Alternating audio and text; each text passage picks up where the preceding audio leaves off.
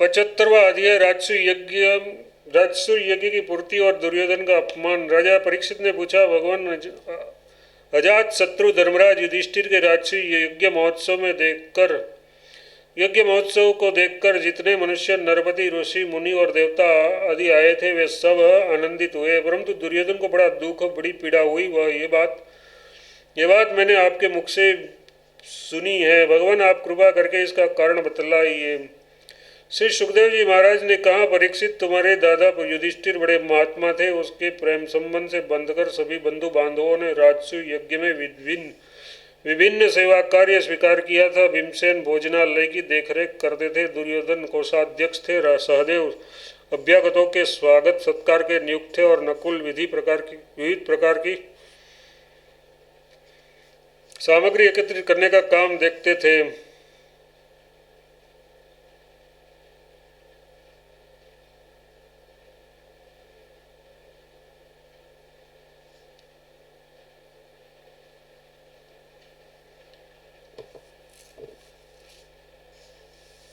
अर्जुन गुरुजनों की सेवा शुश्रूषा करते थे और स्वयं भगवान श्री कृष्ण आए हुए अतिथियों के पांव पखारने का काम करते थे। देवी द्रौपदी भोजन परोसने का काम करती और उदार शिरोमणि कर्ण खुले हाथों दान किया करते थे। परीक्षित, इसी प्रकार सात्यकी, विकर्ण, हार्दिय, विदुर, भूरिश्रवा आदि भूहक के पुत्र और संतर्धन आदि राजसूय यज्ञ में विभिन्न कर्मों में नियुक्त थे। सब के सब वैसा ही काम करते थे जिससे महाराज युधिष्ठिर का प्रिय और हित हो।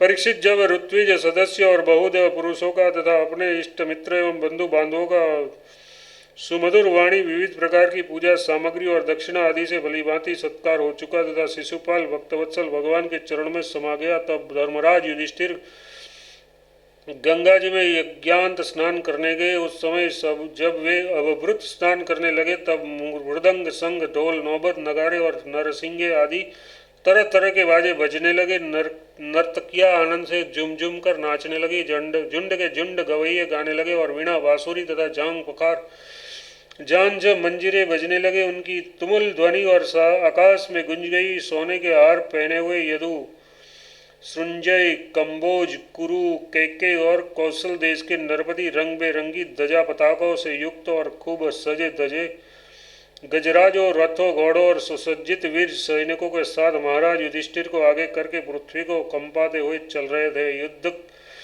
यज्ञ के सदस्य ऋत्विज और बहुत से श्रेष्ठ ब्राह्मण वेद मंत्रों का उच्च स्वर से उच्चारण करते हुए चले। देवता, ऋषि, पितर, गंधर्व आकाश से पुष्पों की वर्षा करते हुए उनकी स्तुति करने लगे।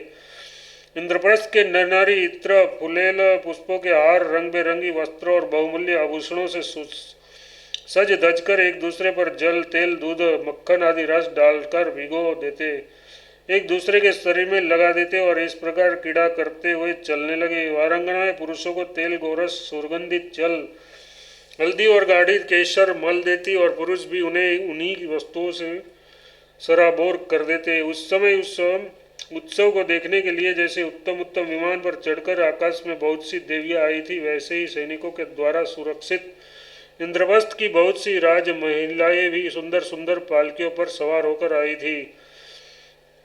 पांडवों के ममेरे भाई श्री कृष्ण और उनके सखा उन रानियों के ऊपर तरह तरह के रंग आदि डाल रहे थे।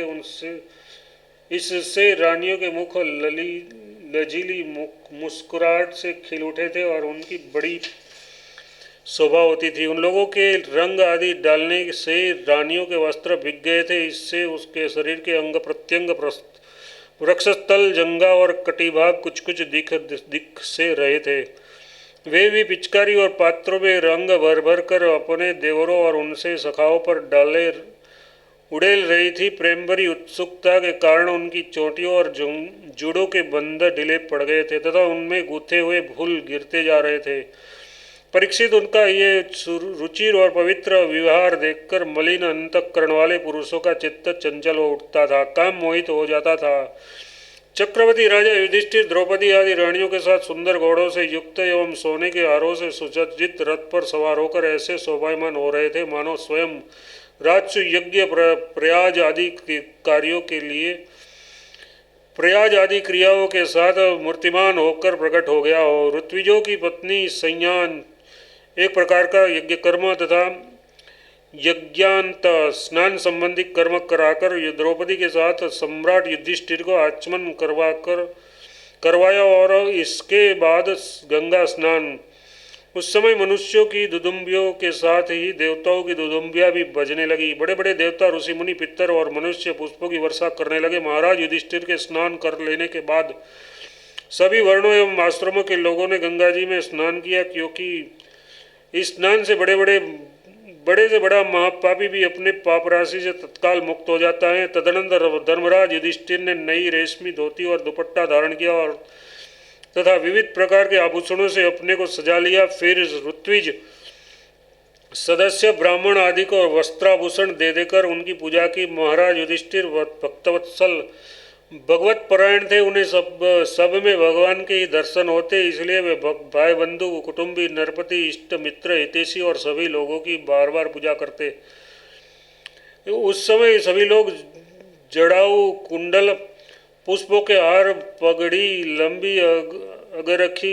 लंबी अगरखी, दुपट्टा तथा मणियों के बहुमूल्य हार पहनकर देवताओं के सम्मान शोभायमान हो रहे थे। स्त्रियों के मुखों की भी दोनों कानों के कर्णफूल और घुंघराले अलकों से बड़ी शोभा हो रही थी तथा उनके कटिभाग में सोने की करदनी तो बहुत ही भली मालूम हो रही थी। परीक्षित, राजसूय यज्ञ में जितने लोग आए थे, परम सिलवान, ऋत्विज, ब्रह्मवादी सदस्य, ब्राह्मण, क्षत्रिय, वैश्य, शूद्र, राजा, देवता, ऋषि, मुनि, पितर तथा अन्य प्राणी और अपने अनुयायियों के साथ लोकपाल, इन सब की पूजा महाराज युधिष्ठिर ने की।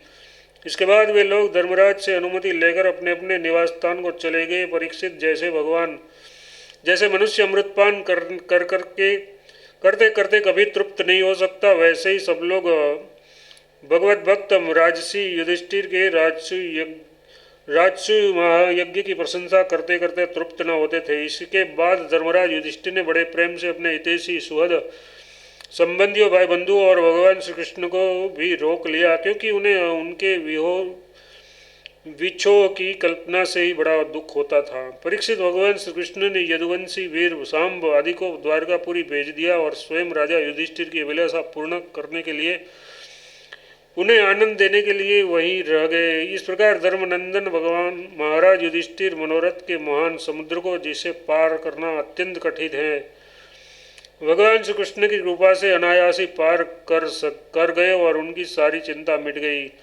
एक दिन की बात है, भगवान के परम प्रेमी महाराज युधिष्ठिर के अंतपुर की सौंदर्य संपत्ति और राजसूय यज्ञ द्वारा प्राप्त महत्व को देखकर दुर्योधन का मन डाह से जलने लगा। परीक्षित, पांडवों के लिए मय दानव ने जो महल बना दिए थे, उनमें नरपति, दैत्यपति और सूरपतियों की विविध विभूतियां तथा श्रेष्ठ सौंदर्य स्थान पर शोभायमान था। उनके द्वारा राजरानी द्रौपदी अपने पतियों की सेवा करती थी। उस राजभवन में उन दिनों भगवान श्री कृष्ण की सहस्त्रों रानियां निवास करती थी। नितंब के भारी भार के कारण अब वे उस राजभवन में धीरे धीरे चलने लगती थी। तब उनके पायजेबों की झनकार चारों ओर फैल जाती थी। उसका कटिभाग बहुत ही सुंदर था तथा उनके वक्षस्थल पर लगी हुई केसर की लालिमाएं से मोतियों के सुंदर श्वेतहार भी लाल लाल जान पड़ते थे। कुंडलों की और घुंघराले अलकों की चंचलता से उसके मुख की शोभा और भी बढ़ जाती थी। वह यह सब देखकर दुर्योधन के हृदय में बड़ी जलन होती। परीक्षित, सच पूछो तो दुर्योधन का चित्त द्रौपदी में आसक्त था और यही उसकी जलन का मुख्य कारण भी था। एक दिन राजाधिराज महाराज युधिष्ठिर अपने भाइयों, संबंधियों और एवं अपने नयनों के तारे परम हितैषी भगवान श्री कृष्ण के साथ मैदानों की बनाई सभा में स्वर्ण सिंहासन पर देवराज इंद्र के समान विराजमान थे। उसकी भोग सामग्री उनकी राज्य लक्ष्मी ब्रह्मा जी के ऐश्वर्य के समान थी। वंदीजन उनकी स्तुति कर रहे थे। उसी समय अभिमानी दुर्योधन अपने ये दुशासन आदि भाइयों के साथ वहां आया। उसने सिर पर मुकुट, गले में माला और हाथ में तलवार थी। परीक्षित, वह क्रोधवश द्वारपालों और सेवकों को जिकड़ रहा था। उस सभा में मैदानों ने ऐसी माया फैला रखी थी कि दुर्योधन ने उससे मोहित हो स्थल को जल समझकर अपने वस्त्र सिमेट लिए और जल को स्थल समझकर वह उसमें गिर पड़ा। उसको गिरते देखकर भीमसेन राजरानियां तथा दूसरे नरपति हंसने लगे।